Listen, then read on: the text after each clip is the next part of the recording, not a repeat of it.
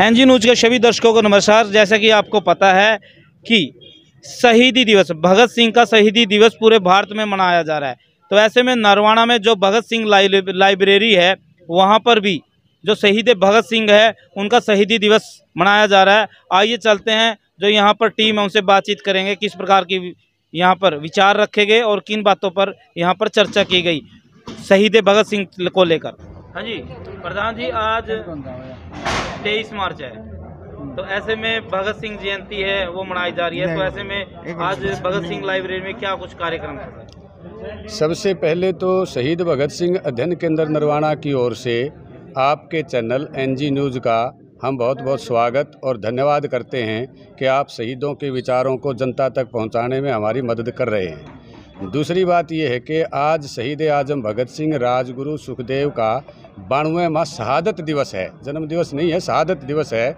और इस शहादत दिवस के मौके पे शहीद भगत सिंह अध्ययन केंद्र नरवाना की ओर से हर वर्ष की भांति एक सेमिनार का और सांस्कृतिक कार्यक्रम का आयोजन किया है। इस कार्यक्रम को हम पिछले 23 सालों से लगातार शहीद भगत सिंह अध्ययन केंद्र की स्थापना से लेकर के हर साल इसको मना रहे हैं। इस मौके पे आज के हमारे जो मुख्य वक्ता थे वो प्रमोद गौरी, जो हरियाणा ज्ञान विज्ञान समिति के राज्य महासचिव हैं, वो थे। उन्होंने शहीद आजम भगत सिंह राजगुरु और तमाम शहीदों पे, क्रांतिकारियों पे, आज़ादी के आंदोलन के अगुवाओं के ऊपर विस्तृत चर्चा करते हुए आज के संदर्भ में उसके ऊपर जोड़ा और बताया कि आज के नौजवान को असली आज़ादी हासिल करने के लिए, अपने बेरोजगारी को मिटाने के लिए, रोजगार की मांग को लेकर, किसानों की, मजदूरों की समस्याओं के समाधान को लेकर क्या क्या तरीके हो सकते हैं और आंदोलन के क्या स्वरूप हो सकते हैं, उन तमाम चीज़ों के बारे में प्रमोद गौरी जी ने हमें बताया। दूसरे हमारे यहाँ आज के मुख्य अतिथि प्रदीप मोर जी थे। जो प्रदीप मोर विद्यार्थी जीवन के अंदर केएम कॉलेज में पढ़ते हुए एसएफआई एक संगठन है छात्रों का, उसके नेता थे और छात्र संघ के अध्यक्ष चुने गए थे। वो आज हमारे मुख्य अतिथि थे। इस लाइब्रेरी में पहले से 2 हॉल हैं, एक और नया कमरा बनाया गया है। उस नए बनाए कमरे के लिए सबसे ज़्यादा योगदान प्रदीप मोर जी का था। हालांकि इलाके के तमाम लोगों का, गणमान्य नागरिकों का लगातार सहयोग है।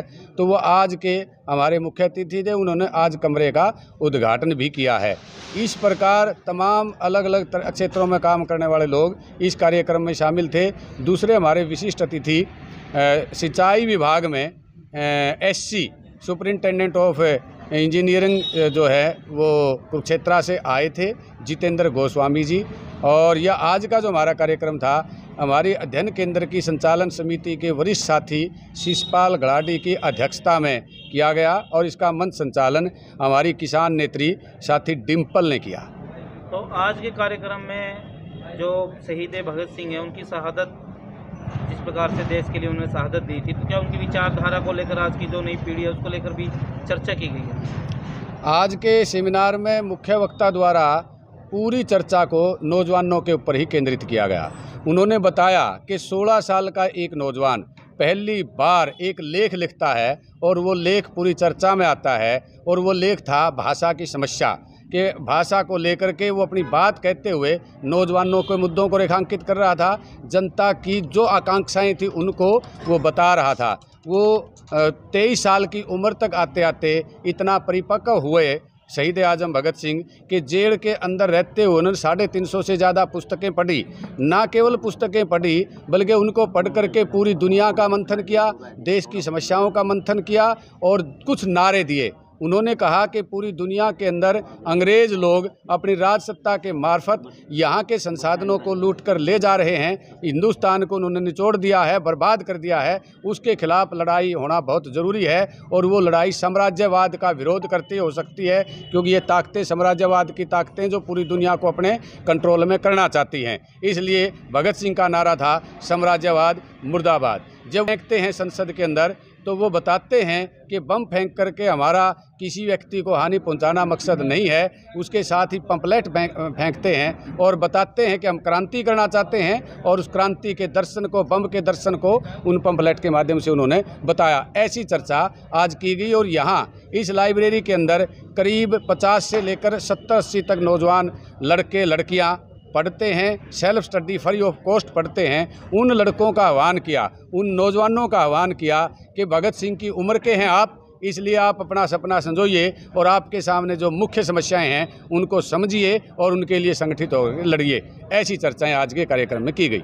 सर, आज की अगर युवा पीढ़ी की बात करें तो नशे की जो लत है उसमें पड़ चुकी है। तो ऐसे में जिस प्रकार से भगत सिंह था, एक युवा था और उन्होंने देश के लिए, देश को आज़ाद करने के लिए एक जज्बा था और देश के लिए ही समर्पित हुए वो। ऐसे में उनके अंदर भी कोई विचारधारा, जैसे नशे तो को दूर करना और नई कोई सोच के साथ आगे विचार किया गया।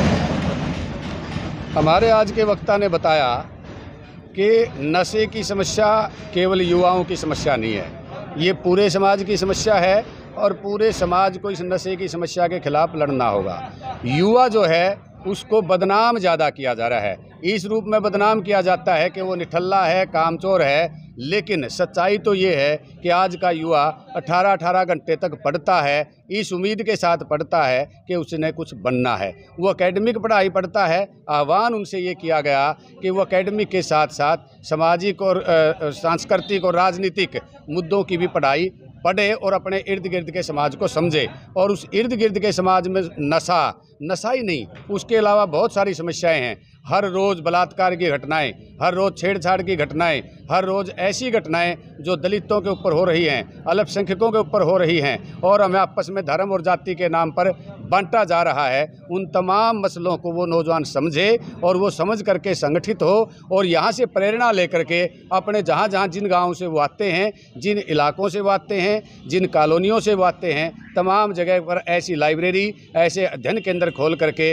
अपने आसपास के वातावरण को प्रदूषण मुक्त, नशा मुक्त, अपराध मुक्त बनाने में अपना योगदान करें। ऐसी चर्चा आज के वक्तव्य में की गई है। एक छोटा प्रश्न भी है, छोटी ही लाइन में आप जवाब भी देना जी। जैसे आज के जो युवा है लगातार स्टडी भी कर रहे हैं, लेकिन अगर नशे की बात करें, जिस प्रकार से बेरोजगारी का आलम है, बेरोजगारी के कारण कहीं ना कहीं स्टडी करके भी वो नशे की ओर चले जाते हैं। तो ऐसे में बेरोजगारी भी मेन अहम रोल अदा करती है इस प्रकार के नशे में और उसमें।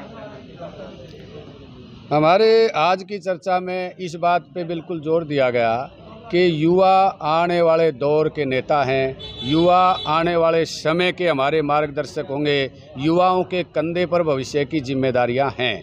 इसलिए युवाओं को इन तमाम बेरोजगारी जैसे संकट का सामना करने के लिए परिस्थितियों को समझना पड़ेगा। और परिस्थितियां ये हैं, न केवल प्राइवेट क्षेत्र से नौकरियां छीनी जा रही हैं, बल्कि सरकारी क्षेत्र से भी नौकरियां छीनी जा रही हैं और बेरोजगारी के आलम को बड़ा किया जा रहा है। इसलिए पूरा मसला 3% और 97% लोगों का है। पूरी सत्ता के ऊपर 3% लोग काबिज हैं, वो बेरोजगारों को रोजगार नहीं देना चाहते, जबकि 97% जो जनता है वो आज भी, चाहे वो मजदूर हैं, किसान हैं, नौजवान हैं, महिलाएं हैं, छात्र हैं, तमाम तरह के लोग संकट पीड़ित हैं। इसलिए उनका आह्वान किया गया कि इस बेरोजगारी के खिलाफ लड़ाई लड़ें, सरकारी क्षेत्र को मजबूत करवाने की मांग को लेकर, अपने रोजी रोटी की मांग को लेकर के संगठित होकर के संघर्ष करें।